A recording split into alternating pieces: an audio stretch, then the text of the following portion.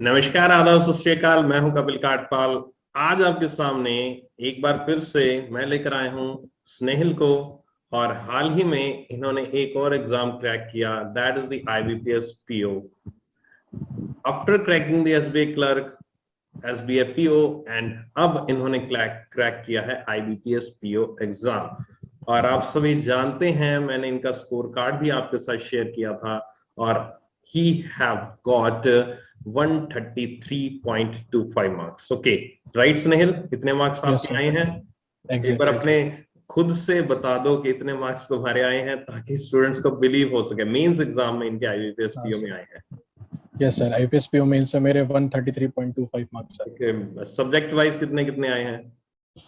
Sir reasoning में 23, okay, quants में 23, English 35 and GA 31.75 and sir descriptive में sir 19.5। Okay, it's a really really good score, great score. Good नहीं कहूंगा, बहुत ही शानदार स्कोर है, जो कि एक किसी भी स्टूडेंट को एक फैसिनेटिंग सा लगेगा कि इतना स्कोर क्या लाया जा सकता है।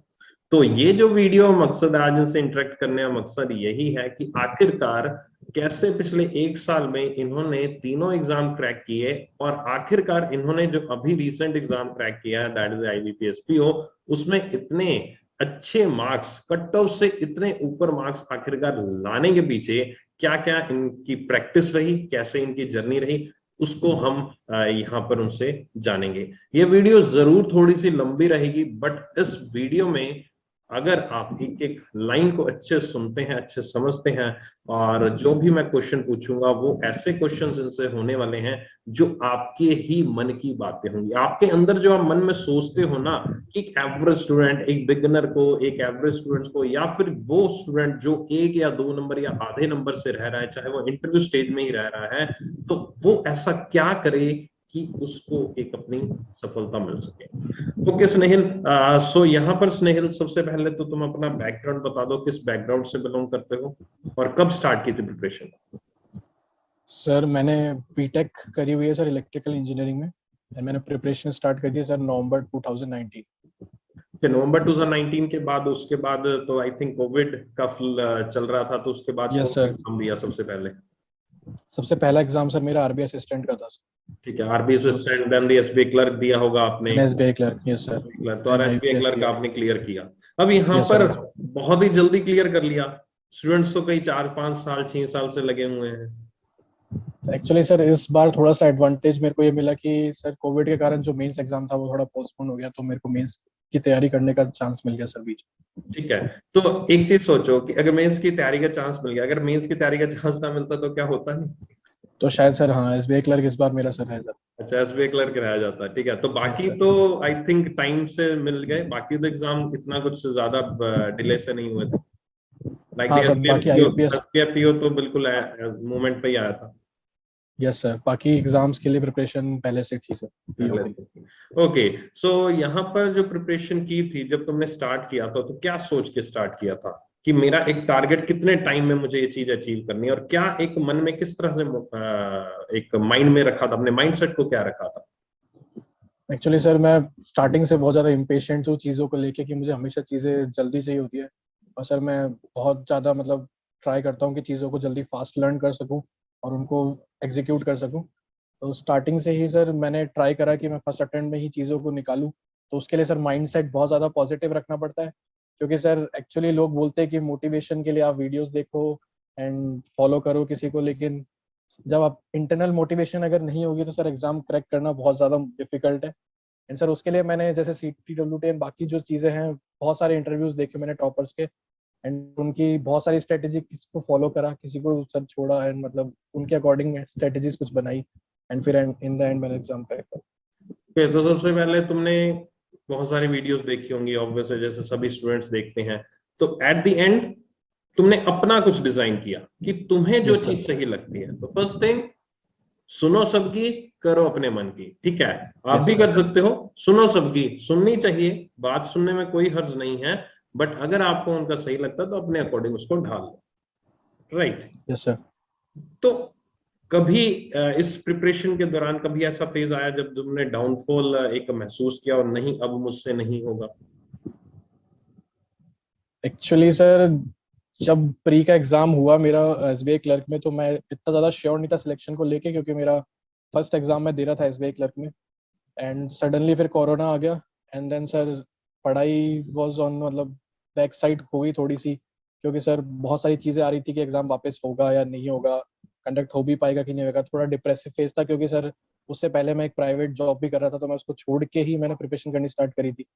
तो मैं दिमाग में ये सोच रहा था कि क्या मेरा सही डिसीजन है ये, क्या मुझे इस फील्ड में आगे कंटिन्यू करना चाहिए या वापस जॉब की तरफ जाना चाहिए, क्योंकि सर कोविड के बाद सिचुएशन कैसे क्लियर होगी ये आइडिया नहीं था। अच्छा, एक चीज है यहाँ पर, तुमने ये एग्जाम एक साल के अंदर अंदर क्रैक किया, यस सर। क्या ये पॉसिबल है? क्योंकि मैं देखता हूँ बहुत सारे स्टूडेंट्स कहते हैं कि नहीं यार, एक साल लग जाता है, 2 साल लग जाते हैं, 3 साल लग जाते हैं। क्या ये पॉसिबल है एक साल में इस एग्जाम को क्रैक करना, बैंकिंग एग्जाम्स को क्रैक करना? सर डेफिनेटली सर पॉसिबल है, क्योंकि सर मेरे जैसे बहुत सारे एस्पिरेंट हैं जो फर्स्ट टाइम में क्लियर कर चुके हैं ये एग्जाम। और सर इसके लिए हार्ड वर्क और साथ साथ स्मार्ट वर्क की बहुत ज्यादा जरूरत एक दिन में कितने घंटे पढ़ाई जरूरी है, या तुम कितने घंटे पढ़े? है। सर जब मैंने बेसिक्स स्टार्ट करा करना, तो मेरे को बहुत ज्यादा इंटरेस्ट आने लग गया था, क्योंकि सब्जेक्ट्स कुछ ऐसे थे। तो सर उसमें मैं अराउंड स्टार्टिंग में मैं कम से कम 10 to 12 आवर्स डेडिकेटली पढ़ता था। मान लो सर 1 to 1.5 मंथ्स तक मैं इतना टाइम टेबल फॉलो करा। एंड आफ्टर दैट फिर मैं 8 आवर्स पर डे के ऊपर आ गया सर। अच्छा, कोई स्टूडेंट्स कहते हैं कि सर 10 से 12 घंटे हम पढ़ते हैं, सारा दिन हम बेसिक्स क्लियर करते रहते हैं, फिर हम वीडियोस भी देखें, उन टीचर्स को भी देखें, फिर प्रैक्टिस भी करें, हमारे पास क्या इतना टाइम है? तो एक बार जस्ट उनको एक ओवरव्यू बताओ कि कितना एक्चुअल में क्या क्या एक टाइम पीरियड शेड्यूल होना चाहिए। शेड्यूल पूरे दिन का नहीं कहूंगा, वो सारी दुनिया बताती है। एक एग्जैक्टली फेज वाइज कैसे होना चाहिए कि तुमने पहले क्या किया, पहले 2 महीने, फिर अगले 2 महीने कैसे किया, वो थोड़ा सा बताओ। सर स्टार्टिंग के 2 मंथ अगर आपका बैकग्राउंड इंजीनियरिंग एंड बीएससी इस फील्ड से है, तो आप मोस्टली आपको सब्जेक्ट्स के बारे में आइडिया होता है, तो आपको 2 मंथ्स लगते हैं बेसिक्स क्लियर करने में। एंड अगर किसी का जो बैकग्राउंड है वो थोड़ा बीए एंड उस साइड में है, बीकॉम साइड में, तो उनको थोड़ा बेसिक्स में 3 मंथ्स भी लग सकते हैं। तो मोस्टली अगर आपको डेडिकेटेडली पढ़ना है, तो पहले आप बेसिक्स पे बहुत ज़्यादा ध्यान देना चाहिए, क्योंकि सर अगर कॉन्सेप्ट्स क्लियर होंगे तभी हम आगे प्रैक्टिस कर पाएंगे। एंड अपन को स्टार्टिंग में ही कॉन्सेप्ट्स को क्लियरली लेके चलना है। अगर क्लियर नहीं हो पा रहा है तो वापस उस टॉपिक की वीडियोस वापस देखो एंड उसको क्लियर करो। एंड जब अपन इन सब बेसिक्स को क्लियर कर चुके होते हैं, उसके बाद हमें मॉक्स पे आना होता है, क्योंकि इन द एंड जो रियल टाइम एग्जाम है वो मॉक्स के थ्रू ही हम पता कर सकते हैं कि किस तरीके का एग्जाम हो सकता है। एंड मॉक्स पे बिना आए और पहले से अगर हम कॉन्फिडेंस लूज कर देंगे कि मॉक्स में हमारे कम मार्क्स आ रहे हैं, तो फिर हम आगे एग्जाम में बहुत ज़्यादा डिफिकल्ट हो जाएगा एग्जाम को क्रैक करना या उसको फेस करना वहाँ। तुम्हारी बात से एक चीज समझ में आई कि स्टूडेंट्स कहते हैं कि सर पहले दिन जिसने स्टार्ट की प्रिपरेशन, वो क्या करता है, नॉर्मली पूरा दिन पढ़ता रहता है, उसके बाद क्या होता है, वीडियोस भी देखनी है, कंसेप्ट भी क्लियर करना है, प्रैक्टिस भी करनी है, दूसरे दिन में ये करना है, तीसरे दिन में ये करना है, वो चौथे दिन ये चीज फॉलो ही नहीं कर पाता। राइट? कि सारा दिन वो यस सर। वीडियो भी देखता रहता है, प्रैक्टिस, वो कहता है कि मैं प्रैक्टिस कहाँ से करूं, मेरे पास टाइम नहीं है। लेकिन वो ये चीज नहीं समझता कि पहले तुम्हें अच्छे से अपने कंसेप्ट को क्लियर करना है, प्रैक्टिस तो हो जाएगी। प्रैक्टिस उस लेवल पे जब आओगे, जब तुम्हारे कंसेप्ट क्लियर हो जाएगा, प्रैक्टिस की स्पीड अपने आप बढ़ जाएगी। सभी लोग मतलब जल्दबाजी करते हैं, जो आई थिंक तुमने नहीं की। Yes sir. तुमने बिल्कुल एकदम से बेस किया, क्लियर किया, मतलब एक अपनी नींव रखी, अच्छे से मजबूत नींव रखी, ताकि तुम्हें उस टॉपिक को दोबारा यस ना सर। आना पड़े। यही चीज तुम कहना चाहते हो I think. Yes sir, basically जब मैंने स्टार्ट किया तो मैंने सिर्फ बेसिक्स पे ध्यान दिया, क्योंकि मुझे पता था बाद में जब मैं मॉक स्टार्ट करूंगा तो वहाँ मुझे 100 क्वेश्चंस मिलेंगे, उनमें डिफरेंट टाइप ऑफ क्वेश्चंस होंगे, जिनके अंदर मैं अलग अलग कॉन्सेप्ट मेरे को चेक करना पड़ेगा अपना खुद का। और अगर मेरे बेसिक्स क्लियर है तभी मैं वो क्वेश्चंस को देख पाऊंगा या उनको अटेम्प्ट कर पाऊंगा मॉक्स के अंदर। तो देखो बंधुओं, सभी लोग, सड़क बनानी है हमें, बिल्कुल स्मूथ सड़क बनाओ, लेकिन टाइम चाहे उस सड़क को बनाने में लग जाए, लेकिन जब स्मूथ सड़क बन जाएगी, बढ़िया रोड बन जाएगी ना, तो उसके ऊपर गाड़ी फिर 100 200 की, 200 तो क्या कहूंगा, 100 की स्पीड से आराम से भागेगी और बहुत ही जल्दी मंजिल मिल जाएगी। लेकिन अगर सड़क ही उबड़ खाबड़ बनाई तुमने, तो फिर गाड़ी धीरे धीरे चलती रहेगी और फिर गड़बड़ हो सकती है। तो इसलिए इनकी बातों से आप ये मत समझना कि स्नेहिल शुरू, कई लोग अब यहाँ पर ये भी कहेंगे यार हो सकता है शुरू से इंटेलिजेंट हो, टॉपर रहा हो, ये रहा हो, वो रहा हो, तो इसका एक साल में निकल गया। नहीं, एक साल में निकल सकता है। कई लोग 3 साल 4 साल लगा देते हैं, तो कहीं ना कहीं कमी है तुम में यार, कहीं ना कहीं कमी है। बट वो क्या होता है, तुम लोग छुपा देते हो उस कमी को, चाहे अपने पेरेंट्स के डर से छुपाओ, चाहे आप एक सोसाइटी के डर से छुपाओ, कहीं ना कहीं वो एक कमी होती है अपने अंदर जिसको हमें पता होता है, बट पता होने के बावजूद हम उसको इग्नोर करते हैं। और यहाँ पर बहुत सारे स्टूडेंट्स जो होते हैं स्नेहिल जैसे, वो 1 साल में या 1.5 साल में 2 साल में मैक्स टू मैक्स 2 साल में एग्जाम को क्रैक कर ही लेते हैं। ठीक है। अब कुछ और जो फ्रिक्वेंटली आस्क्ड क्वेश्चंस, बेसिकली मैं इनसे फ्रिक्वेंटली आस्क्ड क्वेश्चंस ही पूछ रहा हूँ, मैं बिल्कुल एकदम से बहुत सारी चीजें नहीं पूछूंगा, जो एक कॉमन एक एवरेज स्टूडेंट की क्वेरी होती है। सबसे पहले हम क्वांट पे चलते हैं। क्वांट को एक बहुत ही डर, एक भय, या फिर एक बहुत ही डरावना सब्जेक्ट माना जाता है कि ये समझ में नहीं आता, कई चीजें ऊपर से जा रही हैं, तो क्या करें? Sir quant for pre mostly sir depend होता है कैलकुलेशंस के ऊपर, या फिर जो आप टेबल्स पढ़ रहे हो या स्क्वायर्स पढ़ रहे हो या क्यूब्स पढ़ रहे हो। स्टार्टिंग में हम लोग उन चीज़ों को अवॉइड कर देते हैं ये सोच के कि यार तो छोटी मोटी चीज़ें हैं तो हम बाद में कर लेंगे। लेकिन अगर आप उन चीज़ों को एट द टाइम लर्न कर लेते हो एंड फिर आप जब प्रैक्टिस में मॉक्स दे रहे हो तो आप अपने माइंड में याद करके उन चीज़ों को लिख रहे हो, तो आपको मोस्टली वो चीज़ें याद हो जाएंगी। और जो रियल एग्जाम होगा उससे पहले आपको क्यूब्स भी आते हैं, आपको यार स्क्वायर्स भी देखो, आते हैं। एक चीज स्नेहल यहाँ पर मैं टोकना चाहूंगा, sorry for the interruption. Square, cubes, cube root, tables सभी दुनिया करती है। मतलब कि मैं अगर एक एवरेज बच्चा हूं, मैं नया बच्चा हूं, मैं भी 20 तक कर लूंगा, मैं भी 30 तक कर लूंगा, मैं 40 तक कर लूंगा, जितनी तक मुझे याद हो सके कर लेगा। कोई इंटेलिजेंट बच्चा होगा वो 100 तक भी कर लेगा, ठीक है। कोई टेबल भी कहीं तक भी कर लेगा। बट करते सभी हैं, होता क्यों नहीं? फिर वो चीज मतलब एग्जाम में दिखती क्यों नहीं है? मतलब मुझे वो चीज समझ नहीं आती आज तक, ये क्या रीजन है? सर बेसिकली इसमें से प्रैक्टिस लैक करती है, तभी ये हो सकता है क्योंकि अगर आपको चीज़ों को आप लर्न कर रहे हो और आप उनको प्रैक्टिस में नहीं ला रहे हो, तो sir in the and exam में आपके सामने कुछ इस टाइप के फ्रैक्शन अगर आ गए, सिंप्लीफिकेशन, तो सर आप अचानक से सर मतलब अलग जोन में चल जाओगे और पूरा एग्जाम आप खराब कर बैठोगे। तो ठीक है। बेटर है कि आप जितना ज्यादा प्रैक्टिस करो तो सही रहेगा। प्रैक्टिस की कमी है, अब वही चीज मैंने कहा अच्छा। कि कमी पता है तुम्हें, जो भी लोग यहाँ पर सुन रहे हैं जिनका एग्जाम क्लियर हो रहा है, कमी तुम्हें पता है, बस उसको बाहर निकालना है। तुम्हें पता है, कोई और बताने से तुम्हारी कमी नहीं निकलेगी, तुम्हें पता है कमी कहाँ है। ठीक है, तुमने भी वही टेबल याद किए जो स्नेहिल ने याद किए, तो स्नेहिल का एग्जाम निकल गया, तुम्हारा नहीं निकला। सोचो अब तुम। ठीक है, तो यहाँ पर अब सब टेबल भी हमने कर लिए, उसको इम्प्लीमेंट भी कर लिया, प्रैक्टिस भी कर ली। अब एक चीज है और एक क्वेश्चन होता है, ट्रिक्स काम करती हैं या माइंड कैलकुलेशन काम करती है? सर मैंने आज तक कभी ट्रिक्स पे डिपेंड नहीं हुआ सर, हमेशा माइंड कैलकुलेशन ही काम आती है सर। और सर एक्चुअल मेथड ही काम आता है, कभी भी सर ट्रिक्स हमेशा एग्जाम में जाके आपको कंफ्यूज कर सकती है। एंड थोड़ा सा भी अगर आपने ट्रिक्स लगाया और कुछ और आंसर निकल गया तो सर सेम क्वेश्चन पे आप 30 सेकंड की जगह 2 मिनट खर्च कर बैठोगे। ओके। और हर एक सेकंड वहां पर कीमती है हमारे लिए। Yes sir. अर्थमेटिक कितनी ज्यादा इंपॉर्टेंट है? अरिथमेटिक सर बहुत ज़्यादा इंपॉर्टेंट है, क्योंकि सर प्री में हमें इतना पता नहीं लगता क्योंकि हम कैलकुलेशन पार्ट में जाते हैं और 25 क्वेश्चंस क्वांट में अराउंड इस कैलकुलेशन पे बेस्ड होते हैं, लेकिन जो 10 क्वेश्चन होते हैं वो अरिथमेटिक पे होते हैं। और मोस्टली सर 25 मार्क्स स्कोर करके लोग इजीली प्री क्लियर कर लेते हैं। तो प्री में हमें इतना आइडिया नहीं होता कि अरिथमेटिक क्या है, लेकिन जब हम मेंस की तरफ आते हैं तो मेंस में क्वांट्स का नाम ही sir data inter data interpretation होता है। एंड सर उसके अंदर जितनी भी डीआईज आती है वो सारी सर अरिथमेटिक बेस्ड होती है।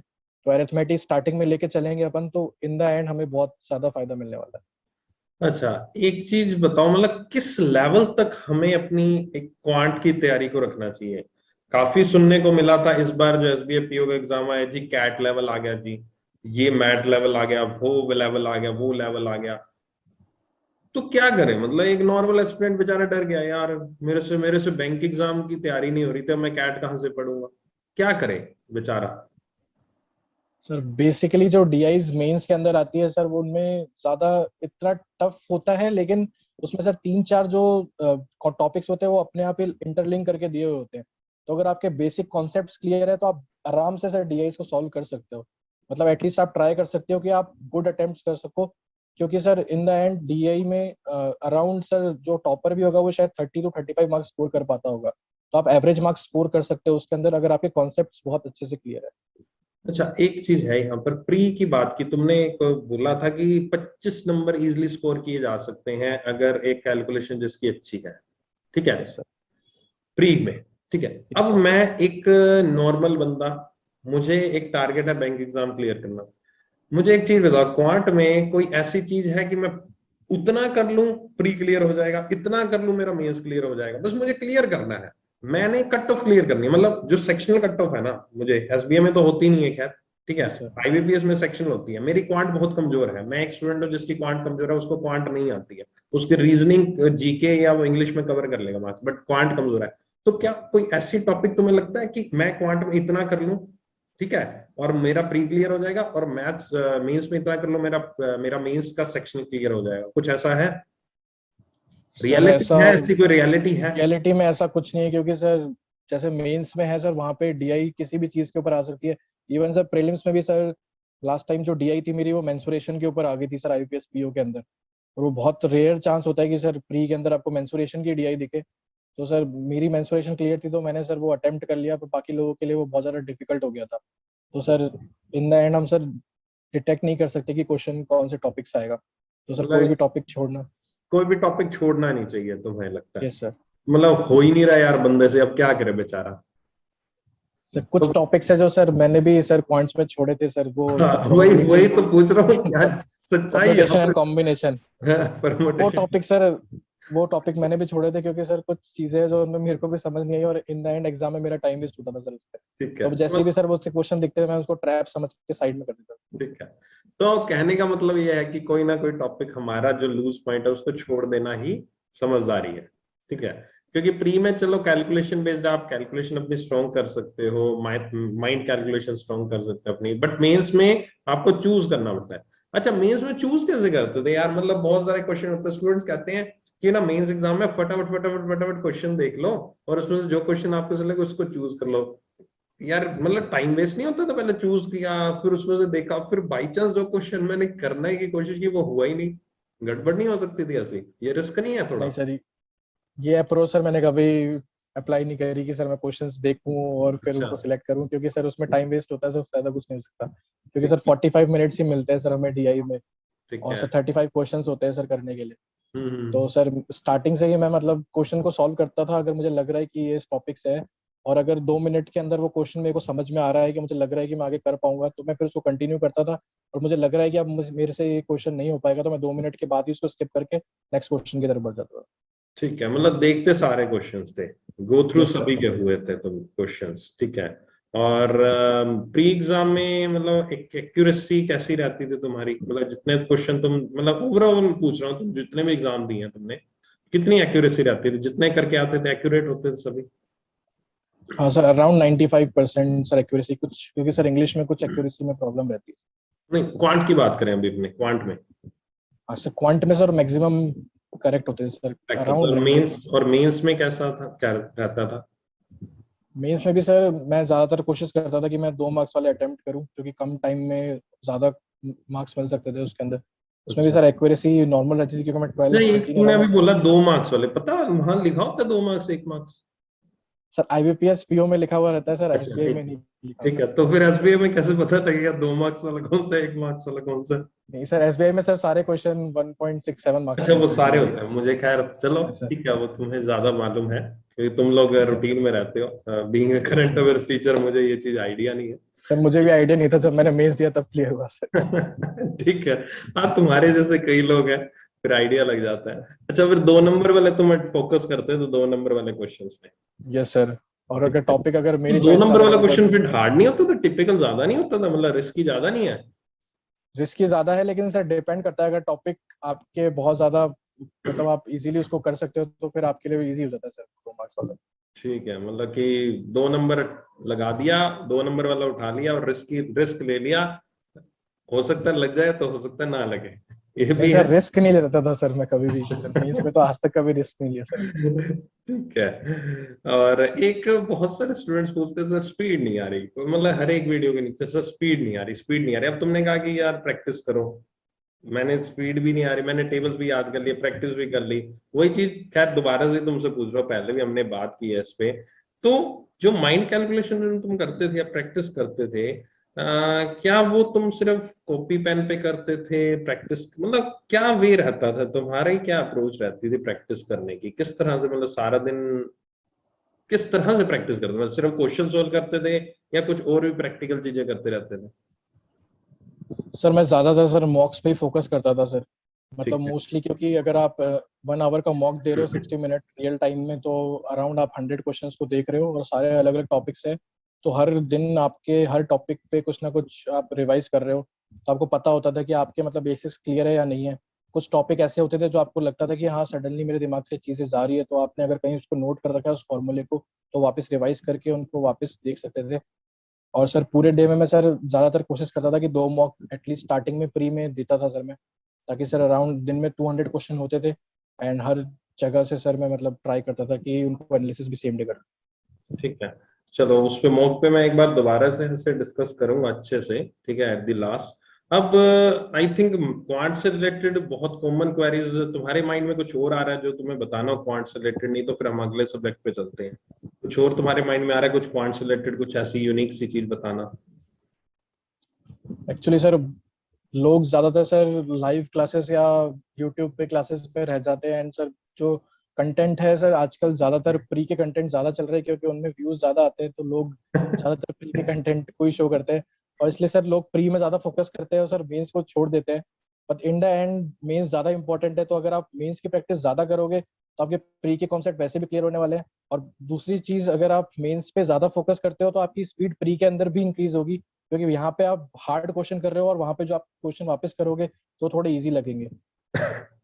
अच्छा, तो मेंस के क्वेश्चन पे फोकस करो, प्री में अपने आप स्पीड इंक्रीज होगी धीरे यस सर, धीरे। डेफिनेटली। मतलब कहने की बात यह है कंसेप्ट क्लियर है तो अपने आप स्पीड पे फोकस, अपने आप मतलब स्पीड अपने आप बढ़ने लग जाएगी। तो यस बात सर। वही आ गई, मेरी स्पीड नहीं रिपेयर नहीं, मेरी स्पीड नहीं बन रही। तो कहने की बात यही है कि भाई तुमने थोड़े से अलग लेवल के क्वेश्चन, कंसेप्चुअल क्वेश्चन करने की नीड है। Conceptual yes sir. क्वेश्चन करोगे, माइंड अपने आप उस तरह का आपका बन जाएगा। और माइंड जब उस तरह का बन जाएगा तो फिर चाहे हार्ड क्वेश्चन है चाहे इजी क्वेश्चन है आपका अटेम्प्ट हो जाएगा। ठीक है, एक वैसे एक और डीआई को बहुत ही एक हुआ सा माना जाता है, डीआई बहुत टिपिकल आ जाती है, वो डीआई आ जाती है, ये डीआई आ जाती है, ये आ गया वो आ गया। तो कभी तुम्हें ऐसा फील हुआ प्रैक्टिस करते हुए, कोई डर महसूस हुआ ऐसा कि यार ये तो बहुत टिपिकल डीआई, अगर एग्जाम में ऐसे आ गए तो क्या करूंगा मैं? सर प्रैक्टिस करते हुए तो सर मैं यही कोशिश करता था कि खुद से सॉल्व करूँ सारी चीजें, मतलब मैं आंसर बहुत कम, रेयर चांस होता था कि मैं आंसर की तरफ जाता था। क्योंकि सर अगर आप खुद से ही क्वेश्चन के आंसर को आप ट्राई करो कि आप 2 घंटे लगे या 3 घंटे लगे, मेन सा क्वेश्चन है उसको आप खुद से सॉल्व करने की कोशिश करो। अगर क्योंकि आपने एक बार सॉल्व कर लिया तो उसके बाद सेकंड टाइम अगर वो एग्जाम में उस टाइप का कुछ भी आता है तो आप बहुत इजीली अटेम्प्ट कर पाओगे। तो सर मैं ट्राई करता था कि खुद से सॉल्व करूँ हर क्वेश्चन।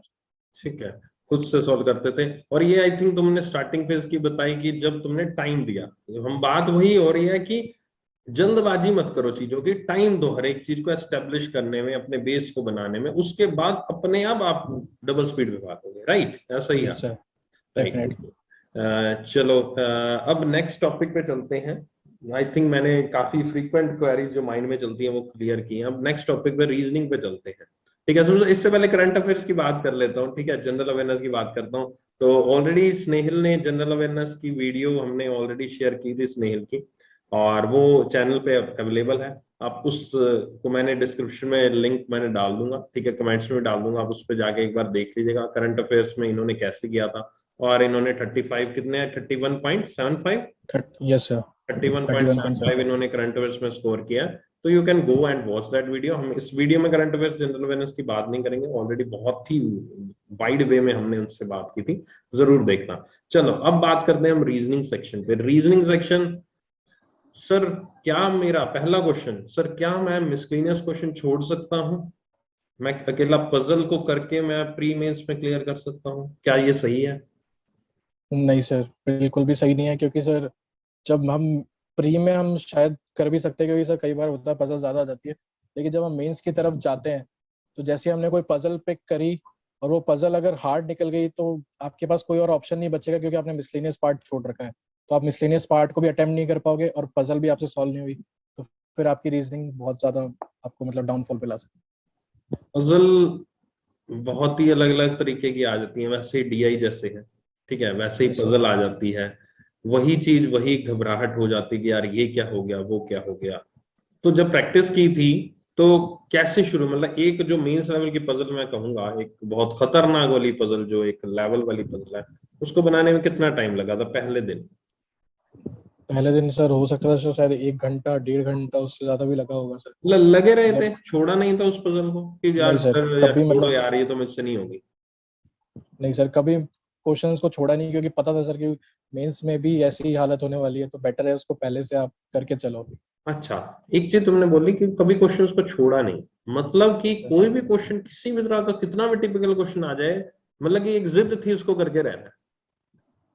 यस सर, पर कई बार सर कुछ क्वेश्चंस होते थे सर बहुत ज्यादा हाई लेवल हो जाता था सर, तो उससे ऐसा लगता था कि इसको अटेम्प्ट करना और फिर मतलब टाइम वेस्ट एग्जाम में भी होगा, तो उस क्वेश्चन को सर मैं स्किप करता था। और मोस्टली मेंस के लिए, प्री में तो सर सारे क्वेश्चन डेफिनेटली करता ठीक है, तो यार अब ये चीज को हम कैसे, ये चीज चलो ये पूछनी थी मैंने, अभी पहले ही बात आ गई कि काफी स्टूडेंट्स कहते हैं सर ये क्वेश्चन ना एग्जाम लेवल का नहीं है। बहुत बार हम देखते हैं कि एक क्वेश्चन मान लीजिए मैंने हमारा जैसे मॉक टेस्ट है इसमें मैंने देखा है, जब फिर कोई भी हम क्वेश्चन इस चैनल पे डालते हैं तो स्टूडेंट्स बोलते हैं सर एग्जाम लेवल से ऊपर है, ये एग्जाम लेवल का क्वेश्चन है, एग्जाम लेवल से ज्यादा दे दिया, एग्जाम लेवल दो। What is the definition of this exam level, या फिर व्हाट इज द डेफिनेशन जो तुमने अभी बोली मैं ये क्वेश्चन स्किप कर देता था? कोई डेफिनेशन है, कोई स्टैंडर्ड है, कोई लेवल है, किस टाइप का? क्योंकि वी नेवर नो कि आईबीपीएस क्या पूछेगा, एसबीआई क्या पूछेगा। एक्चुअली सर, जो एग्जाम लेवल है सर उसमें हम कुछ डिफाइन नहीं कर सकते पर्टिकुलरली कि यही आ सकता है, उसमें कुछ भी आ सकता है। तो बेटर है कि कुछ हर एक जो एस्पिरेंट है उसका टॉपिक अलग अलग होता है, मतलब एरिया ऑफ एक्सपर्टीज अलग अलग होता है। तो जहाँ मेरा एरिया एक्सपर्टीज था मैं वहाँ ज़्यादा हिट करने की कोशिश करता था, जैसे हिट एंड ट्रायल मेथड होता है सर, वहाँ मैं ज़्यादा हिट करता था। लेकिन किसी और का एरिया ऑफ एक्सपर्टीज सेम जगह पे कुछ और भी हो सकता है उसी सब्जेक्ट में, तो सर उसको वहाँ पे ज़्यादा हिट करना चाहिए। और कुछ क्वेश्चन अगर उसको लगते हैं कि ये मैं एग्जाम में अटेम्प्ट करूंगा तो मेरा टाइम वेस्ट होगा, तो आप उसको मॉक्स में भी मत करो, क्योंकि इन द एंड आप उसको अटेम्प्ट नहीं करने वाले हो और आपके लिए वो कुछ फायदा देगा नहीं। ठीक है, ओके। तो ये तो मेंस के अकॉर्डिंग बता रहे थे, प्री में तो yes sir. Almost I think सारी पजल सॉल्वेबल हो जाती है, यस सर, सॉल्व। प्री में डुएबल होती है सर मेंस लगभग। में आपकी इतनी ज्यादा डुएबल नहीं होती, तो आप उसी जोनर में रहो एक अपने फिक्स, ताकि आप एक सफिशिएंट एक रिस्पेक्टफुल कट ऑफ या रिस्पेक्टफुल स्कोर आप हासिल कर सको, राइट? Yes sir. जोनर बना लेना चाहिए अपना कि हाँ ये मेरा जोनर है, इस टाइप के पजल्स मुझे अच्छे लगते हैं और इस टाइप की पजल्स मैं एग्जाम में कर सकता हूँ। Yes sir. तो जब वही जो क्वांट में रहता था वही तुम्हारा मेंस एग्जाम में भी वही फोकस रहता था कि मैं सारे क्वेश्चंस देखते थे, फिर जो क्वेश्चन मतलब वो एक एक करके क्वेश्चन देखते थे, सभी क्वेश्चंस में जाते थे, या रीजनिंग में कुछ अलग सोचते थे? इससे स्टार्टिंग से ट्राई करता था कि मैं क्वेश्चंस को बनाते हुए चलूँ, और अगर मुझसे फिर वही सेम अप्रोच अगर सॉल्व 2 मिनट के अंदर मैं ट्राई करता था कि, या 3 मिनट या 4 मिनट स्टार्टिंग, क्योंकि पजल्स में ज़्यादा टाइम लगता है मेंस के अंदर, तो ट्राई करता था कि मुझे कुछ समझ में आ रहा है कि मैं पजल्स आगे ले जा सकता हूँ, कि इसको बनाऊंगा। अगर मैं इस पे आगे के 10 मिनट और खर्च करता हूँ तो मेरे को अगर 5 या 10 मार्क्स मिल रहे हैं, तो ही मैं उस क्वेश्चन को आगे कंटिन्यू करता था, वरना मैं फिर स्किप करके आगे जाता था। तो मोस्टली सर ये पैटर्न रहता था। ओके, तो कितनी देर तुम्हें फाइनली एक एवरेज मेंस की पजल को कितनी देर में सॉल्व कर लेते हो?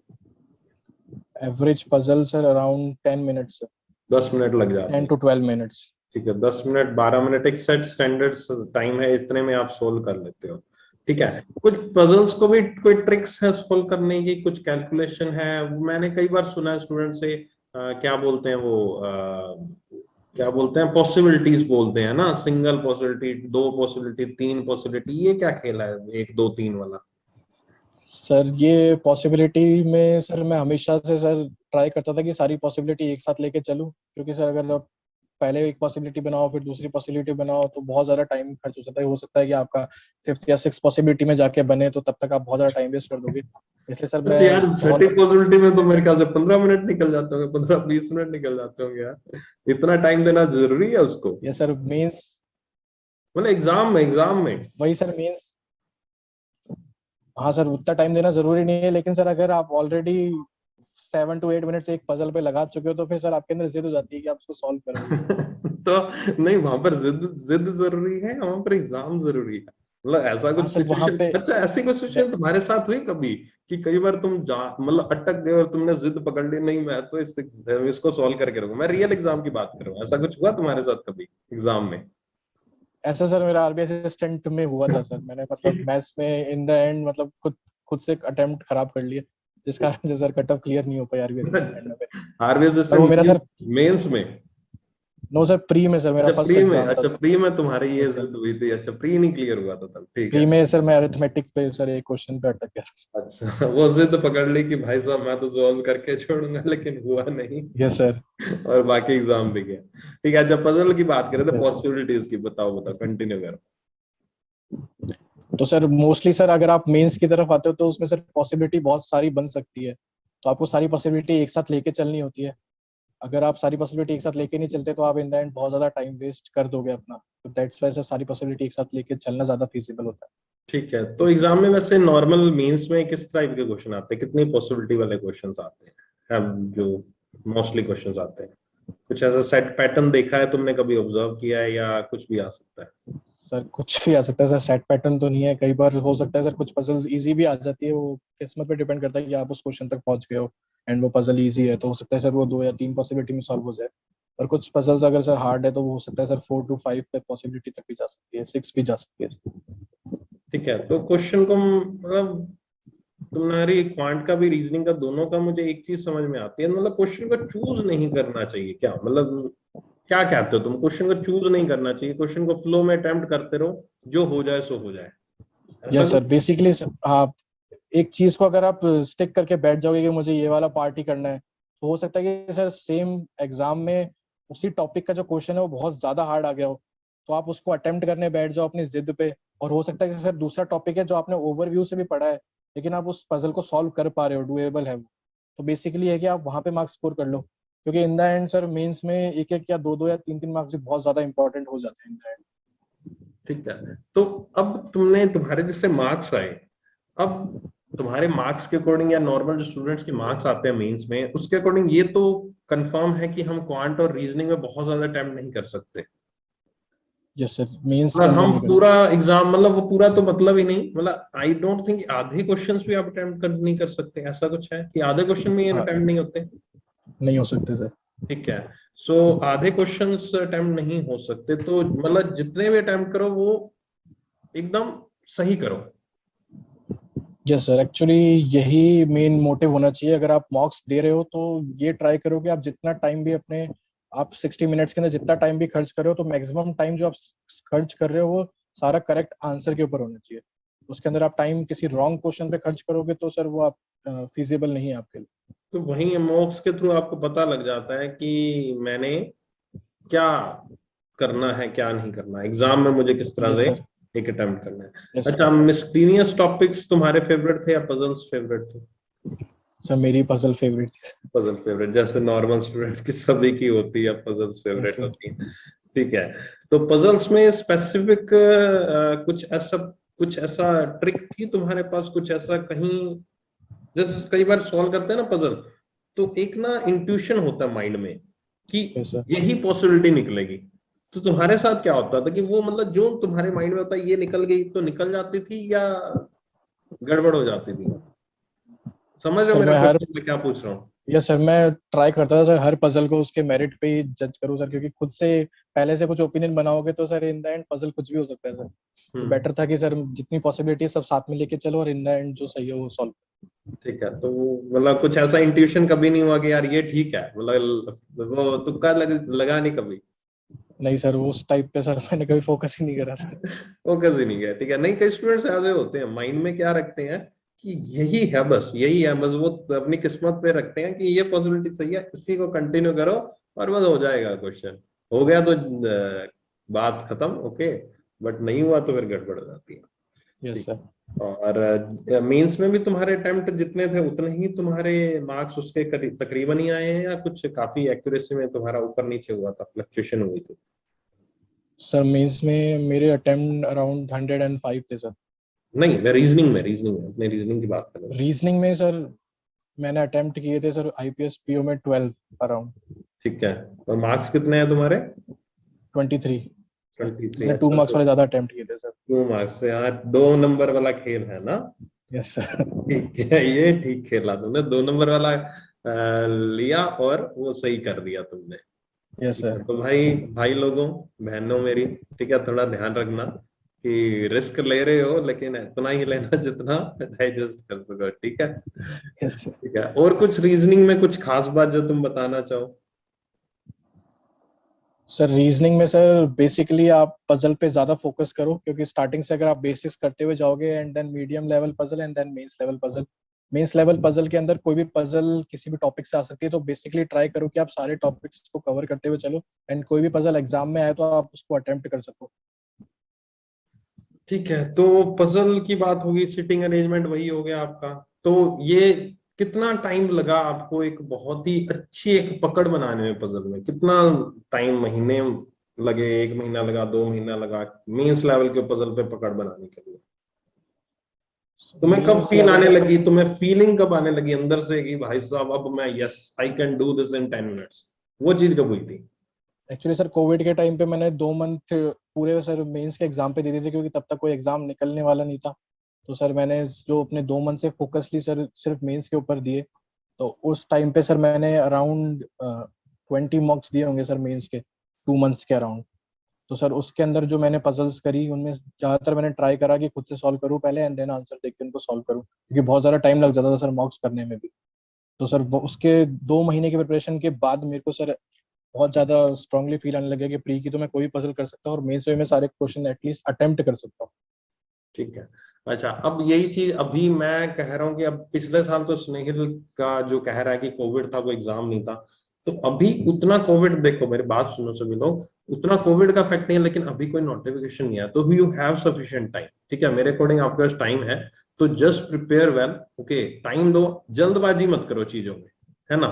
जल्दबाजी नहीं करनी चाहिए आपको किसी चीज को कि मुझे आज ही आ जाए ये चीज, या कल ही मेरे पास सॉल्व हो जाए, परसों ही सॉल्व हो जाए।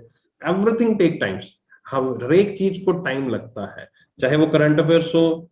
सर याद नहीं हो रहा, सर याद नहीं हो रहा, पहले दिन पढ़ लोगे इतना कुछ पढ़ना पड़ेगा, याद नहीं हो रहा, टाइम दो, 2 बार पढ़ोगे, 3 बार पढ़ोगे, चीजें याद हो जाएंगी।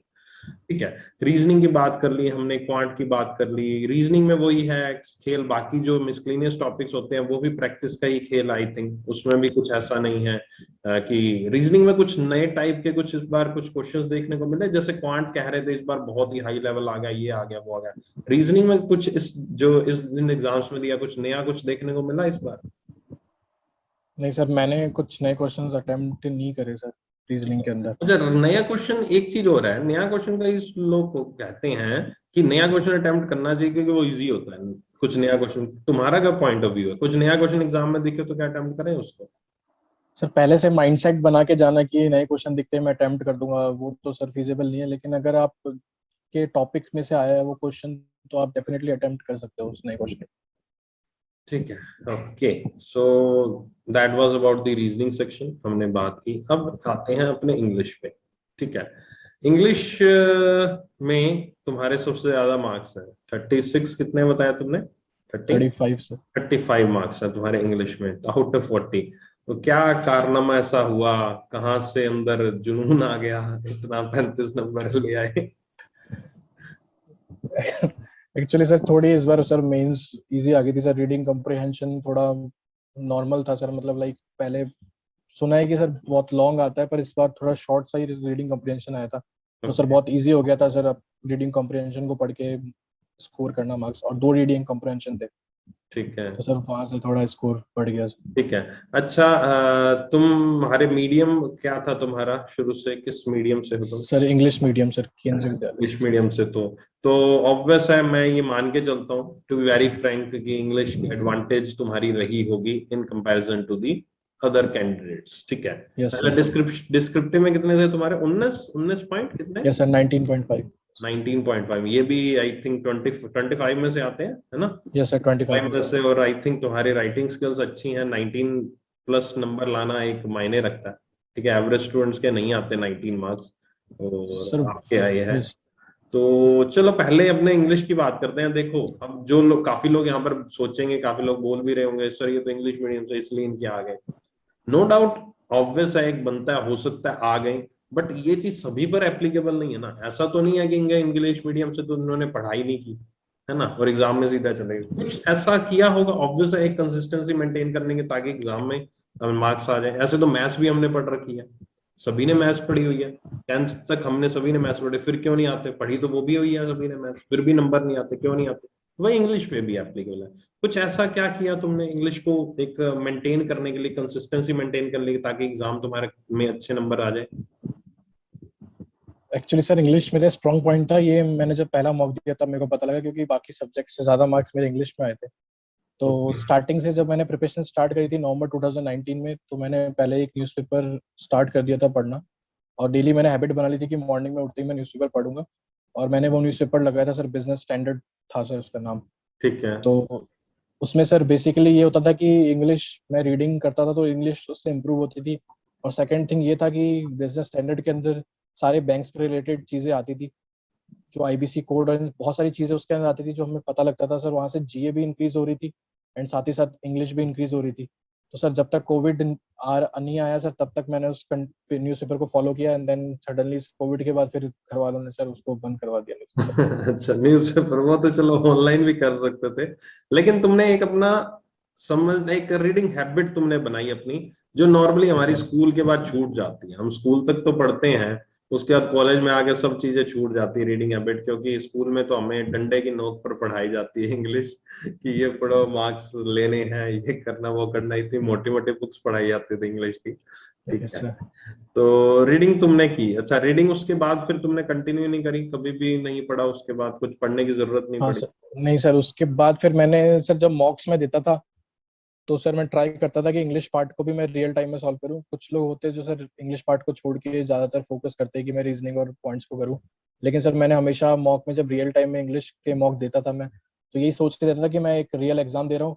और ट्राई करता था कि अपनी स्पीड को बना के रखूँ और 15 से 17 मिनट्स के अंदर पूरा सॉल्व करने की कोशिश करता था। तो सर जो मेरा अगर थोड़ा पार्ट है जिसमें मैं स्ट्रांग हूँ, तो मैं उसको और ज़्यादा स्ट्रांग करने की कोशिश करता था। अब एक तुमने बताया कि इंग्लिश ऐसे ऐसे करनी, ठीक है, हो गया, तुमने Yes, मॉक से कर ली क्योंकि ऑब्वियस तुम्हारा इंग्लिश एक स्ट्रॉन्ग सब्जेक्ट था। अब अपने लेवल पे एक तुम्हारे माइंड से एक स्टूडेंट, जो एक एवरेज स्टूडेंट है जिसको इंग्लिश नहीं आती, मतलब क्या होता है, मैं कई बार स्टूडेंट्स के कमेंट्स भी पढ़ता हूँ, चाहे मेरी वीडियो के नीचे हो चाहे कहीं भी हो, मतलब वो कमेंट भी नहीं लिख पा रहे इंग्लिश में, ऐसे स्टूडेंट्स भी हैं। तो कोई ऐसा सजेशन, कोई ऐसी चीज जो कुछ उनको समझाना चाहते हो, क्या करना चाहिए, मतलब क्या करें वो आखिरकार?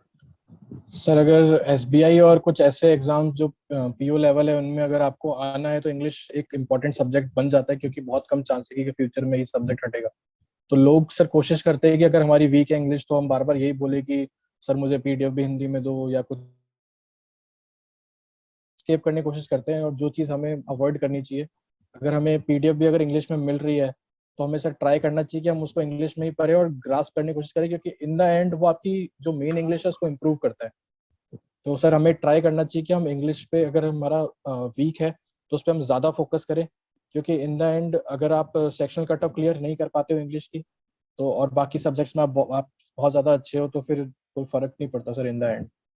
अच्छा, एक चीज तुमने एक नई सी बताई कि जो बाकी सब्जेक्ट्स के क्वेश्चन है जो वो लोग हिंदी में अटेम्प्ट करते हैं, उसको इंग्लिश में करना चाहिए, ये तुम कहना यस सर। चाहते हो?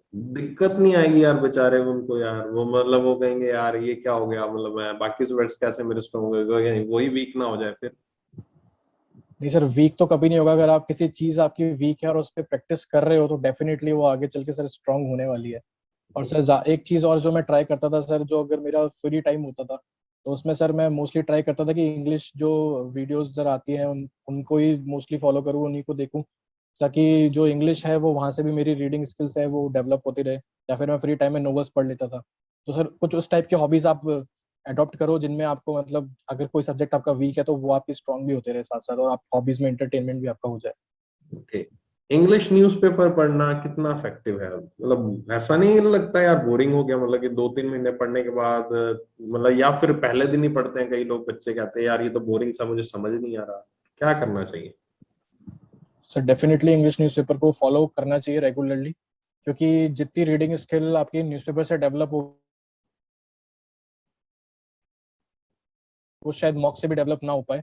क्योंकि मॉक में आपको सिर्फ 2 रीडिंग या 1 रीडिंग कम्प्रेंशन मिलता है, जिसमें आप सिर्फ एक पैराग्राफ पढ़ सकते हो। और न्यूज़पेपर के अंदर जो रीडिंग होती है वो सारे मतलब ग्रामेटिकल फॉर्म में होती है, तो वहाँ से आपकी ग्रामर भी इंप्रूव हो रही है, क्योंकि आप रीड कर रहे हो एंड आप देख रहे हो कि सेंटेंस किस फॉर्म में है।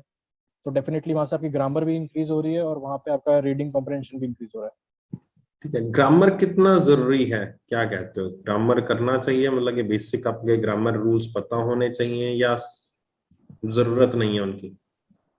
सर ज़रूरत तो डेफिनेटली है। अगर आप इंग्लिश मीडियम से बिलोंग नहीं करते तो आपको ग्रामर के रूल्स एंड इन पे ध्यान देना स्टार्टिंग में बेसिक्स के साथ करना बहुत ज़रूरी है। तुमने इंग्लिश मीडियम से तुम हो तो तुम्हें ग्रामर रूल्स की कभी आवश्यकता नहीं पड़ी? कोई भी क्वेश्चन सॉल्व करते वक्त मतलब एक इंट्यूशन हो जाता था कि ये क्वेश्चन गलत है, क्वेश्चन सही है, एरर डिटेक्शन या कोई भी ऐसा चीज पढ़ते थे तो? यस सर, वो डिटेक्ट मेरे को ऑलरेडी हो जाता था। ऊपर से सर मैंने स्टार्टिंग में न्यूज़पेपर फॉलो किया तो उससे थोड़ी और इंक्रीज होगी सर वो। ठीक है, फोकस रहना चाहिए इंग्लिश को इम्प्रूव करने के लिए, आपकी ग्रामर स्ट्रॉन्ग करो और रीडिंग को कंटिन्यू करो आप अपनी, चाहे जितना मर्जी बोर हो, चाहे जैसा मर्जी हो, but you should continue that thing. Yes sir. Right. अच्छा, अब डिस्क्रिप्टिव में कुछ प्रैक्टिस की थी तुमने या ये भी वैसा ही था, चलो यार इंग्लिश मीडियम पहले से पढ़ रखा है तो जो आएगा हम लिख ही लेंगे, कर लेंगे? एक्चुअली सर मेरे को टॉपिक का आइडिया नहीं था, तो टॉपिक मैंने डिफरेंट बहुत सारे रीड करे थे गूगल पे, मतलब 2 या 3 दिन पहले मेंस के, कि जो रीसेंट टॉपिक चल रहे होते थे उनके बारे में पढ़ा मैंने। और फॉर्मेट मैंने देखा एक बार कि लेटर, इनफॉर्मल लेटर कैसे लिखा जाता है, फॉर्मल लेटर कैसे लिखा जाता है। एंड सर मैंने एक स्ट्रेटेजी ये बनाई थी इसके अंदर कि क्योंकि मेरा फर्स्ट अटेम्प्ट था एंड सर दिमाग में बहुत सारी चीजें थी, क्योंकि बहुत सारे लोगों के वीडियोस देखे थे, वो बोलते हैं डिस्क्रिप्टिव में 12-13 से ऊपर नंबर नहीं आ सकते आउट ऑफ 25। तो मैंने सर स्ट्रेटेजी ये फॉलो करी कि मैंने ये सोचा कि सर सॉफ्टवेयर के द्वारा चेक होता है तो शायद वो कंटेंट इतना रीड नहीं करते जितना आपकी ग्राम मिस्टेक्स को पकड़ते हैं। जो आप फुल स्टॉप की मिस्टेक्स करते हो या आप कॉमा के बाद आपने स्पेस नहीं दिया तो वो मिस्टेक काउंट होती है उसके अंदर। तो सर मैंने उस पर ज़्यादा फोकस किया और मैंने वर्ड लिमिट पे ही ज़्यादा फोकस किया। मतलब अगर 150 वर्ड्स लिखा था तो मैं ट्राई करता था कि 150 या 151 पे वो वर्ड खत्म हो जाए सर, वो पैसेज। ओके, सो कहने का मतलब ये ग्रामेटिकल मिस्टेक नहीं होने चाहिए, और आपके जो कोमास वगैरह जो आप लगाते हो इन पे थोड़ा सा हमें फोकस करना है कि कहीं ये गलत गड़बड़ ना हो जाए, और वर्ड लिमिट, ये 3 चीजों यस पे सर। फोकस कर रहे, कंटेंट इतना ज्यादा मैटर नहीं करता, राइट? नहीं कर। Yes sir. ठीक है, तो ये तो आपका हुआ यहाँ पर डिस्क्रिप्टिव पोर्शन। ठीक है, अब ओवरव्यू, अब हमने चलते हैं मॉक्स के ऊपर। क्या काफी ज्यादा तुमने बात ऑलरेडी कर ली है तुम्हारी, तो अब एक चीज बताओ, जब नवंबर आया था, नवंबर में तुमने कहा, नवंबर 2019 में उन्होंने प्रिपरेशन स्टार्ट की, तुमने यस बेसिक सर। क्लियर किए, तो जब 2 महीने तुमने कहा मैंने बेसिक क्लियर किया, उस दौरान तुमने कोई मॉक अटेम्प्ट किया था? नहीं सर, उस टाइम मैंने कोई मॉक अटेम्प्ट नहीं करा सर। ठीक है, उस टाइम कोई मॉक अटेम्प्ट नहीं था। पहला मॉक कब देना शुरू किया था तुमने?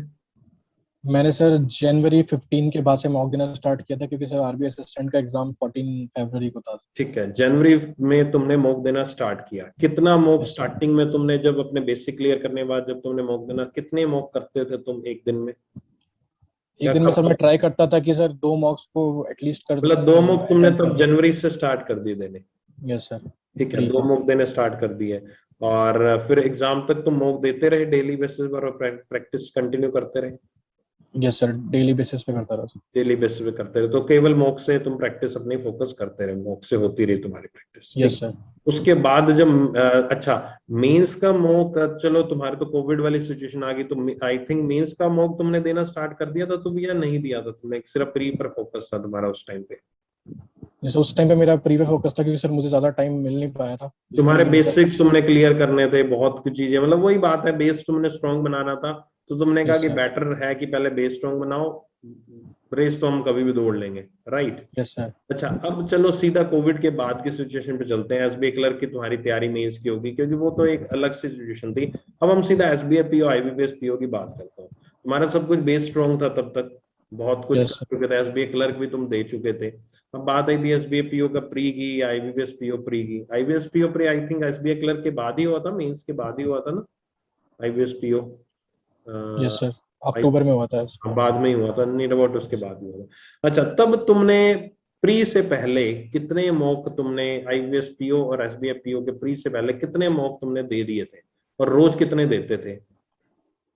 सर ओवरऑल प्री के तब तक मैं सर अराउंड 150-200 मार्क्स दे चुका था सर ओके, प्री के तुमने आई तब थिंक तक। बहुत सारी वेबसाइट्स से मॉक ले रखे होंगे, आई थिंक, है ना? यस सर, मैंने सर हर जगह सब्सक्रिप्शन ले रखा था। ठीक है, चलो, वो सभी स्टूडेंट्स यार अफोर्ड भी नहीं कर पाते, मतलब कि जैसे आपको सही लगे वो इनकी चॉइस थी, इन्होंने प्रैक्टिस क्वेश्चंस को इधर उधर से ढूंढने के बजाय आई थिंक तुमने मॉक पे फोकस किया, राइट? ऐसा ही यस था सर। कि काफी स्टूडेंट्स यस वो सर। पे सर प्रैक्टिस क्वेश्चन कहाँ से करें, कहाँ से लें, वहां से लें, तो आपने उन प्रैक्टिस क्वेश्चन को अलग अलग जगह से ढूंढ के कलेक्ट करने के बजाय तुमने कहा कि मॉक ले लो भाई 5-6 जगह से और सबको कर डालो, यस राइट? सर, क्योंकि सर आप उसको रियल टाइम में भी दे पा रहे हो तो आपको मतलब बहुत ज्यादा आइडिया लग रहा है एग्जाम में। तो आई थिंक तुम्हारा एक ये मुझे एक अलग सा पॉइंट लगा कि तुम्हें मॉक जहां से मिलता था वहां से ले लिया तुमने।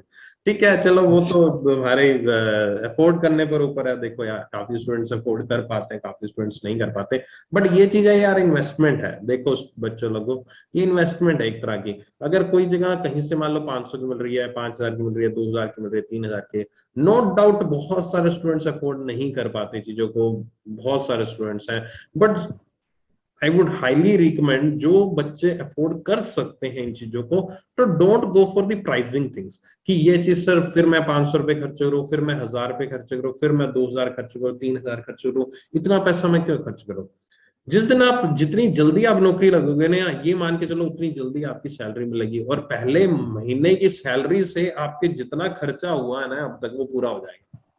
तो अगर 1 महीने भी डिले आपकी नौकरी लगी, या 3 महीने डिले, या 6 महीने डिले, तो आप मान के चलो कि 6 महीने 7 महीने डिले लगी तो कितना नुकसान हो रहा है आपको? 6 महीने की सैलरी, 1 महीने की सैलरी 50,000 अप्रोक्सीमेट अगर पीओ की पड़ती है, तो 3 लाख रुपए वहां पर गए, और यहाँ पर आपको इन्वेस्ट करने हैं कुछ 5-6 हजार पे, जो कि एक आई थिंक, और वो 6 महीने पहले हो सकता है आपका एग्जाम क्लियर हो जाए, आप अगर प्रैक्टिस अच्छे से करते हो तो। ठीक है, तो वो आपकी सोच है, आपकी कैपेबिलिटी, आपकी एक कैपेसिटी है कि क्या चीज की सकते हैं, बट जो लोग कर सकते हैं उनको करना चाहिए। ठीक है, बट वो भी नहीं करते, वो भी सोचते हैं कि यार क्या करूं, मैं करूं ना करूं, ये चीज करूं ना करूं। ये अच्छी एक पॉइंट तुमसे मुझे मिला कि जहां से जितने मिले मैंने मॉक दे दिए। ठीक है, अच्छा, प्री से पहले मेंस के मॉक दिए कभी? यस सर, प्री से पहले मैंने सर अराउंड 10 to 20 मॉक्स मैं मेंस के दे चुका था सर, पीओ लेवल। और वो कब कब देते थे, मतलब कितने टाइम बाद? मतलब प्री के दिए फिर मेंस के, मतलब कोई गैप में देते थे, 3 दिन बाद किए, 4 दिन बाद, ऐसा कुछ? जी सर, एक्चुअली सर उस टाइम पे एग्जाम्स कुछ आ नहीं रहे थे, तो सर मैंने 2 महीने एग्जैक्टली मेंस की प्रिपरेशन को दिए थे उस टाइम पे। और सर अच्छा मैं मतलब रेगुलरली मॉक्स देता था सर, मतलब जैसे ही ओवर हुआ, एनालिसिस ओवर हुआ, अगर 2 दिन में हो रहा है या 3 दिन में हो रहा है एक एक मॉक कंप्लीट, तो 3 दिन बाद मैं फिर दूसरा मॉक देता था। अच्छा, आप जब आईवीएसपीओ प्री हो गया तो उसके यस सर। बाद मेंस के तुमने कितने दिए जब तक आईवीएसपीओ मेंस का एग्जाम नहीं हुआ था? सर आईपीएस पीओ मेंस तक मैंने अराउंड दिए होंगे सर, 7 to 8 मॉक्स दिए होंगे सर मेंस। ठीक है, 7 से 8 मॉक्स दिए। अब मॉक्स को तुम प्री के मॉक्स तो देखो सेम डे 2 मॉक्स किए इजिली, मतलब क्योंकि सारे क्वेश्चन ऑलमोस्ट हम कर भी लेते हैं। Yes sir. प्री के मॉक्स ऐसे होता है कि 100 क्वेश्चन है तो 100 क्वेश्चन में से हम 90 या 85 हमने कर भी लिए, तो उसको एनालिसिस करने में टाइम नहीं लगता, क्योंकि जो क्वेश्चन नहीं किए उनको ऑब्वियस हमने, जो टाइम ज्यादा लिए उनको हम देखते हैं, या फिर जो नहीं किए उनको देखते हैं, राइट?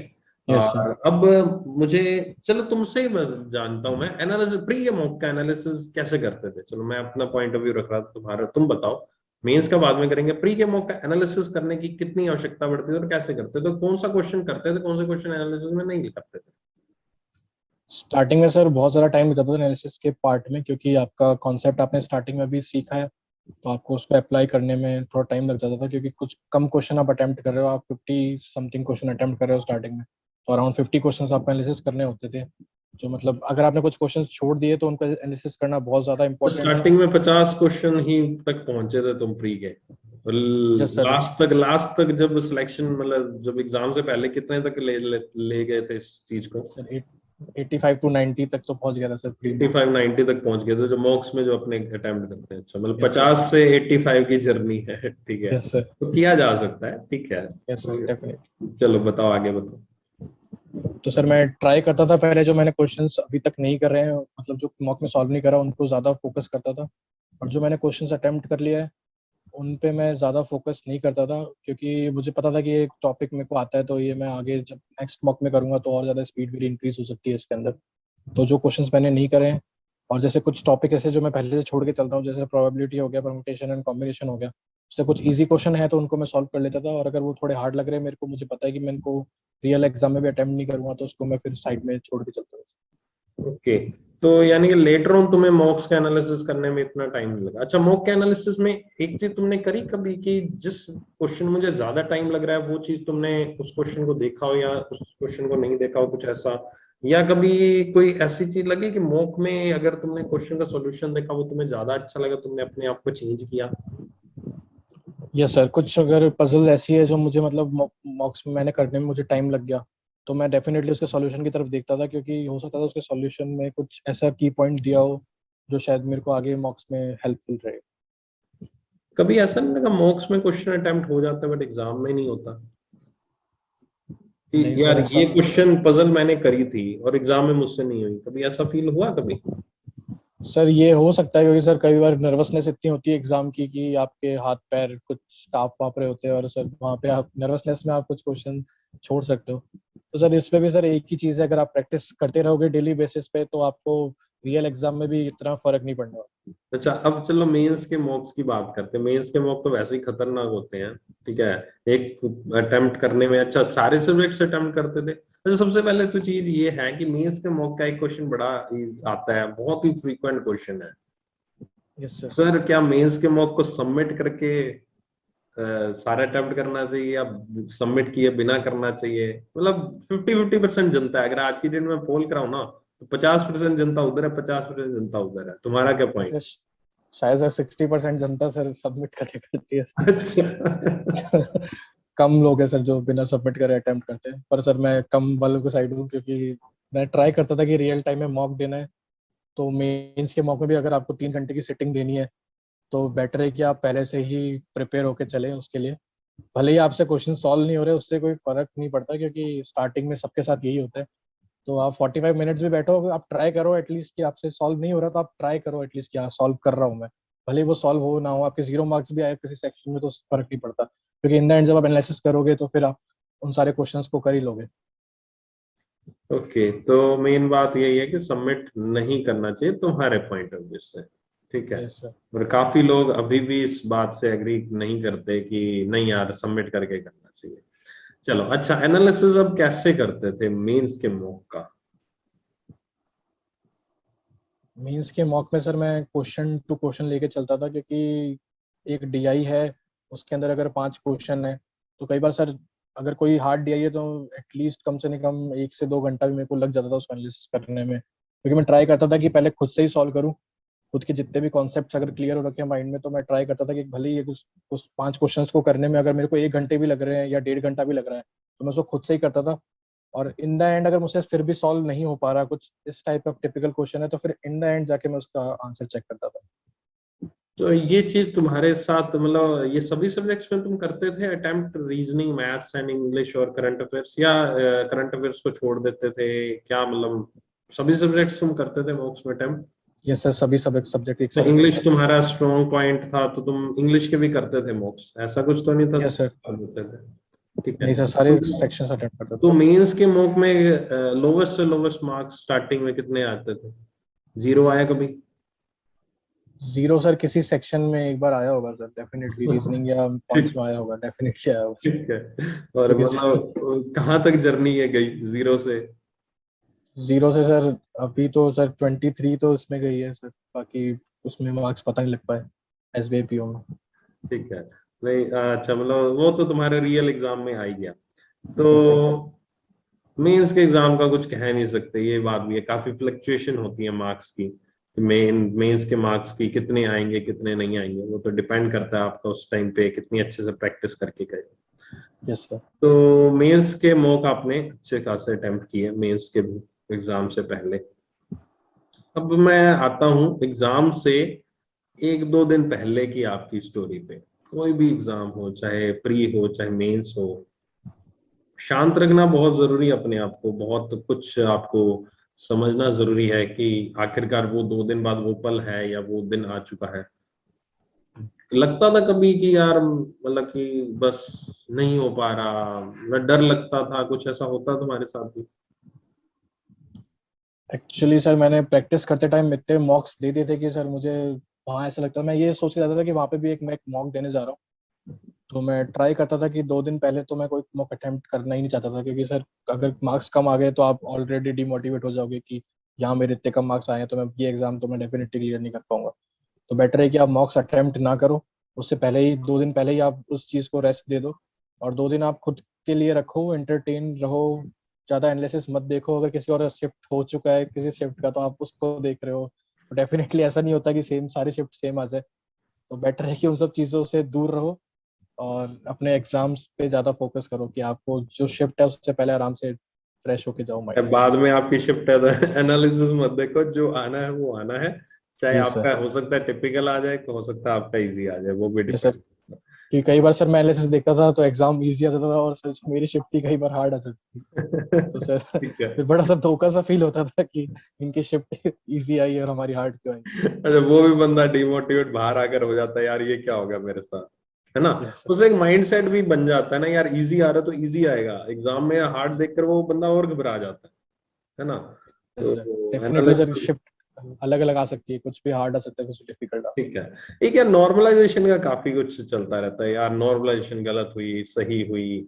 तुम्हें क्या लगता है नॉर्मलाइजेशन का क्या रोल है आपके एग्जाम में? है sir. I think sir different shifts होती है तो सर नॉर्मलाइजेशन होता है, लेकिन सर इतना इफेक्टिव नहीं है sir normalisation.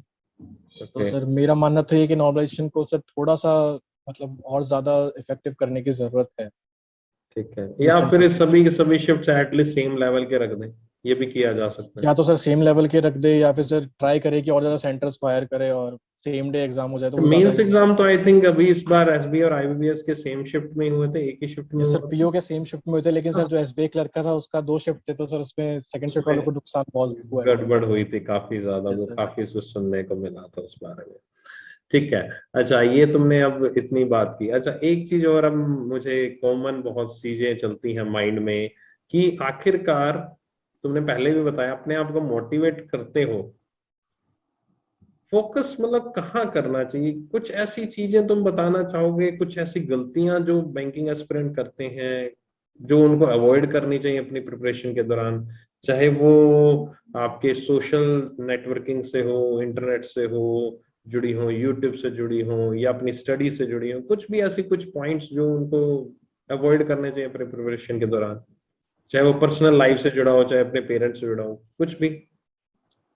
Sir most probably sir लोग सोशल साइट पे एक्टिव रहते हैं एंड सर वहाँ से बहुत ज़्यादा डिस्ट्रैक्शन होता है, टाइम वेस्ट बहुत ज़्यादा होता है। इवन सर जब मैंने प्रिपरेशन स्टार्ट करी तो मेरे को पता था कि अगर मैं सोशल साइट पे एक्टिव रहा तो मेरा टाइम बहुत ज़्यादा वेस्ट होने वाला है, क्योंकि सर मैं बहुत ज़्यादा सर एक्सट्रोवर्ट था तो सर मेरे फ्रेंड्स बहुत ज़्यादा थे सर सर्किल में। तो सर मैंने सर सारी आइडिया बंद कर दी, मैंने अपने फ़ोन को स्विच ऑफ रखने लग गया स्टार्टिंग में। किसी के कॉल आ रहे तो मैं उसको रिसीव करना बंद कर दिया था उस टाइम तक, क्योंकि मुझे पता था कि अगर मैं डिस्ट्रैक्ट हुआ तो शायद फिर मैं इस एग्जाम को क्रैक शायद ना कर पाऊँ। ओके, और इसके अलावा कुछ और पॉइंट? यूट्यूब पे बड़ी वीडियोस चलती हैं आजकल, नोटिफिकेशन आने वाला है, ये आने वाला है, वो आने यस वाला सर। है। क्या सर क्या करना चाहिए यार?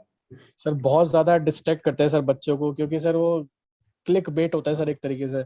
वो सर जानबूझ के कुछ कैची लाइंस डालते हैं ताकि बच्चे उस पर क्लिक करें और उनके पास व्यूज आ जाए। और सर वो 1-1 मिनट की वीडियोस बनाते हैं कि बस आने वाला है आने वाला है सर। सच बता रहा हूँ सर, मैं एसबीआई में क्लर्क एज ए क्लर्क काम कर चुका हूँ सर। इवन मेरे ब्रांच मैनेजर क्या सर एजीएम तक को नहीं आइडिया होता कि सर रिजल्ट मतलब सर नोटिफिकेशन कब आने वाला है। वो सर एक सीआरपीडी डिपार्टमेंट है, वो अलग ही काम करता है सर। तो हाँ सर राइट। बच्चों को बहुत ज्यादा मतलब बहकाया जा रहा है कि मेरे कलीग है, उनको आइडिया रहता है कब आ रहा है नोटिफिकेशन, वो उन्होंने मेरे को ये बताया, पर ऐसा कभी कुछ नहीं हो सकता sir, not even possible. Okay. तो मतलब नोटिफिकेशन आने के बाद तो ऑब्वियस है, तुम्हारी बातों से ये लग रहा है कि नोटिफिकेशन की वेट तुमने कभी करी नहीं, तुमने अपने प्रिपरेशन को कंटिन्यू करा और अच्छे से करा, और आखिरकार तुमने विद इन 1.5 ईयर, और 1 साल ही कहूंगा ऑब्वियस है, 1 साल के अंदर तुमने अपने सारे एग्जाम क्लियर करके और आज अच्छे स्कोर को हासिल किया है। ठीक है। Yes sir. तो ओवरऑल तुम्हारी बातों से मुझे यही चीजें, कुछ पॉइंट्स मैं एक बार फिर से करना चाहूंगा। पहली चीज, सोशल डिस्टेंसिंग जो हमें वैसे तो करनी है मेंटेन, जो कोविड की वजह से, बट तुमने अलग तरीके की सोशल डिस्टेंसिंग अडॉप्ट किया। ठीक है, अपने दोस्तों से दूरी बनाई और अपनी वर्चुअल वर्ल्ड से दूरी बनाई, थोड़ी डिस्ट्रैक्शन इससे बहुत ज्यादा थी। दूसरी चीज, तुमने मॉक्स काफी ज्यादा तुमने फोकस किया for practising the things you give mock, मतलब डिफरेंट डिफरेंट वेबसाइट्स के तुमने उठाकर तुम देते रहे, प्री के भी दिए, मेंस के भी दिए, और प्री और मेंस दोनों एक साथ लेकर चले। तुमने मेंस पर आई थिंक ज्यादा फोकस किया, जिससे प्री तुम्हारा इजी हो गया तुमसे, राइट? Yes sir. मेंस पे फोकस करके तुम्हारा प्री इजी काफी ज्यादा हो चुका। Yes sir. ठीक है। सो अब कुछ मैसेज, कुछ अपनी तरफ से कुछ स्टूडेंट्स को देना चाहोगे कि आखिरकार इतने ज्यादा स्कोर करने का तुमने रीजन तो बता दिया कि मैंने प्रैक्टिस की, ठीक है, कुछ और एक कोई टिप, कोई छोटी सी राय, कोई सजेशन अपने साथ वालों को, ताकि वो भी इतना अच्छा स्कोर कर सके? एक्चुअली सर जो लोग हैं वो ज़्यादातर मतलब कुछ जैसे 5 सब्जेक्ट्स आ रहे हैं हमारे इन द एंड मेंस के अंदर, तो सर 5 सब्जेक्ट्स में से वो 3 सब्जेक्ट पे ज़्यादा ध्यान दे रहे हैं या 4 सब्जेक्ट पे ज़्यादा ध्यान दे रहे हैं और एक सब्जेक्ट को थोड़ा नेगलेक्ट कर देते हैं कि इसको हम साइड में रख देते हैं एंड इसको बाद में देख लेंगे। लेकिन जब हम प्रिपरेशन फेज में होते हैं तो सर एक एक सब्जेक्ट के एक एक मार्क्स बहुत ज़्यादा इंपॉर्टेंट होता है। इन द एंड जब हम रिजल्ट आता है तब ये चीज़ें पता लगती है। तो हमें ट्राई करना चाहिए कि पांचों सब्जेक्ट जो भी है साथ में लेके चले, स्मार्ट वर्क करे और हार्ड वर्क भी करे, लेकिन स्मार्ट वर्क ज़्यादा करे, क्योंकि इन द एंड आपको पांचों सब्जेक्ट्स के मिला के जो है वो कट ऑफ मिलने वाली है। और इन द एंड लॉन्ग रन में आपको बहुत ज़्यादा बेनिफिट होने वाला है अगर आप पांचों सब्जेक्ट को साथ लेके चले तो। सभी सब्जेक्ट्स हो, चाहे वो डिस्क्रिप्टिव हो, सब कुछ हो, आपको सब कुछ लेकर साथ चलना ही पड़ेगा, नहीं तो दिल्ली दूर हो जाएगी, हमारी सक्सेस हमसे दूर हो जाएगी। Right, okay, so I think मैंने जितने भी क्वेश्चंस आज स्नेहिल से पूछे हैं, तो आपके बहुत सारे डाउट्स, आई वांट से कि सारे डाउट्स क्लियर हो पाएंगे। जितने मेरे माइंड में क्वेश्चंस आए, जो एक फ्रीक्वेंट आस्क्ड क्वेश्चंस थे, वो मैंने स्नेहिल से पूछे। और आप लोगों ने काफी ज्यादा बोला था पिछली बार करंट अफेयर्स की वीडियो देख के, सर स्नेहिल जी से बात करवाइए, उनका इंटरव्यू लीजिए बाकी स्टूडेंट्स का। तो आज आपके सामने इंटरव्यू आया, और आई थिंक आपको बहुत कुछ आइडिया लगा होगा, बहुत कुछ आपने अपनी प्रिपरेशन में आप चेंजेस लाने की जरूरत होगी। देखो स्नेहिल ने यहाँ पर आप बहुत सारे स्टूडेंट्स बोलेंगे सर सोर्सेज क्या थे, कहाँ से पढ़ा, क्या करा, कितने घंटे देते थे। देखो ये कोई डिपेंड नहीं करता कि सोर्सेज क्या थे, कि कहाँ से पढ़ा, कि कितने घंटे पढ़े। सभी का अपना अपना पैटर्न है। कुछ लोग वर्किंग एस्पिरेंट होने के बावजूद 3 घंटे 4 घंटे करके अपना एग्जाम निकाल देते हैं। सोर्सेज, मैं हमेशा कहता हूं, सोर्सेज उतने ज्यादा इफेक्टिव नहीं होते जितनी आपकी खुद की प्रिपरेशन मैटर करती है। कोई भी टीचर जो है वो हमेशा, हर एक टीचर जो पढ़ाता है वो हमेशा, हर एक टीचर बेस्ट पढ़ाता है, हर एक टीचर अपना बेस्ट देना चाहता है। वो कभी भी कम नहीं पढ़ाता अपने आप को, चाहे वो कोई भी टीचर हो, चाहे वो ऐसा टीचर हो जिसको आज 10 व्यूज मिल रहे हैं यूट्यूब पे या किसी भी चैनल पे, या कोई भी ऐसा टीचर हो जिसको लाखों व्यूज मिल रहे हैं। It doesn't matter. हो सकता है आपका माइंड उस 10 व्यूज वाले टीचर के साथ सेट हो सकता है आपका माइंड उस 1 लाख व्यूज वाले टीचर के साथ सेट हो। It doesn't matter at all. Concept वो भी वही बताएगा, वो भी वही बताएगा, बट द थिंग इज आपका माइंड किस पर्सन के साथ सेट हो रहा है, और आपको कौन से टीचर की बताई हुई बात समझ में आ रही है, और आप उसको अपनी लाइफ में इंप्लीमेंट कर रहे हो। पहली चीज समझना उस टीचर से, दूसरी चीज इंप्लीमेंटेशन इज मोर इंपॉर्टेंट। अगर आप उस चीज को इंप्लीमेंट ही नहीं कर पाओगे तो वो चीज फायदा क्या। Implementation is most important. Snehil ने सबसे पहले अपना बेस स्ट्रॉन्ग किया, उसने जल्दबाजी नहीं की कहीं पर भी कि मैंने ये चीज फटाफट कर लेनी है या जल्दी से कर लेनी है, मैंने मॉक लगाने अभी से स्टार्ट कर देने हैं। नहीं, उसने अपने बेस को स्ट्रॉन्ग किया, उसने एक एक टॉपिक को अच्छे से समझा, चाहे वो उस टॉपिक को 1 दिन लगा चाहे 2 दिन लगा, बट उसने किया।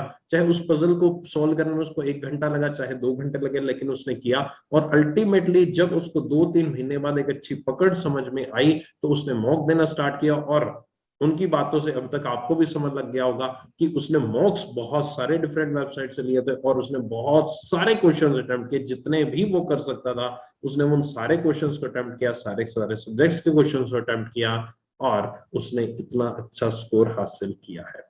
आपको जरूरी नहीं है कितना अच्छा स्कोर हासिल करें, आपको कट ऑफ क्लियर करनी है और आपका तब भी एग्जाम क्लियर हो जाएगा। बट द थिंग इज आप बहुत ही अच्छे एक सेफर साइड पर दिखते हो, और आपको एक आईबीपीएस में प्रेफरेंस भी होती है कि आपको फर्स्ट प्रेफरेंस आपको मिल जाती है, ठीक है। और प्रेफरेंस जैसे भी आप भरते हो, ठीक है, उसके अकॉर्डिंग आपको मिल जाता है वो पोस्टिंग वॉचिंग। ठीक है स्नेहिल, आई थिंक बहुत अच्छा आपने इंटरेक्शन किया और बहुत चीजें अच्छी पॉजिटिव आपने बताई यहाँ पर, और स्टूडेंट्स को हेल्प मिलेंगी इस चीजों से। इम्प्लीमेंट करो और चीजों को एग्जीक्यूट करो, और अल्टीमेटली आपकी सक्सेस आपके सामने होगी, उससे दूर आपको कोई भी नहीं कर सकता। Okay Snehil, so thank you so much for being with me. इस चैनल से जुड़ने के लिए बहुत बहुत शुक्रिया आपका। कुछ और लास्ट मोमेंट पे कुछ message? Sir thank you so much sir, आपके चैनल पे आना सर शायद ड्रीम होगा सर बहुत लोग का, एंड सर मेरा कंप्लीट हो चुका है सर कि आपसे इतना इंटरेक्शन करना सर पॉसिबल नहीं है हर किसी के लिए, तो सर मुझे ये चांस मिला तो sir I am grateful to you.